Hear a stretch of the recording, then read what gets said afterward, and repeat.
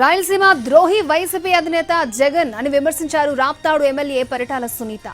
రాయలసీమ ముద్దుబిడ్డ చంద్రబాబుని అన్నారు. హంద్రినీవా నీళ్లు రాయలసీమలో ఉన్న చాలా చెరువులకు నింపామన్నారు సునీత.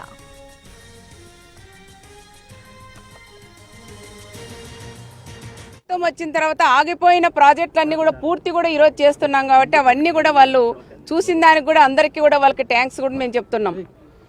ఈరోజు మనం ముఖ్యంగా చెప్పాలంటే రాయలసీమకు కానీ ఎక్కడ కూడా అన్యాయం చేసే వ్యక్తి కాదు మా నాయకుడు చంద్రబాబు నాయుడు గారు. వాళ్ళ ప్రభుత్వం వచ్చిన తర్వాత 5 సంవత్సరాల్లో ఎక్కడేసిన గొంగలు అక్కడే ఉండదని ప్రతి ఒక్కరికి కూడా తెలుసు. కానీ వైఎస్ఆర్ సైకో ప్రభుత్వం వచ్చిన తర్వాత ఎక్కడేసిన పనులు అక్కడే కూడా ఆగిపోయినాయి. ఆగిపోవడం వల్ల ఆ ప్రాంతంలో ఉండే రైతన్నలందరికీ ఈరోజు పంటలు కూడా ఎండిపోతున్నాయి. చీనీ చెట్లు కూడా కొట్టేసే పరిస్థితి ఈరోజు రైతన్నలకు ఏర్పడిందంటే దానికి కారకులు కూడా వైఎస్ఆర్ పార్టీ సంబంధించిన వాళ్ళని కూడా చెప్పొచ్చు. 2 సోమరాన్పల్లి రిజర్వాయర్లు కూడా త్వరలో అవి కూడా మేము స్టార్ట్ చేస్తున్నామని కూడా చెప్తున్నాం.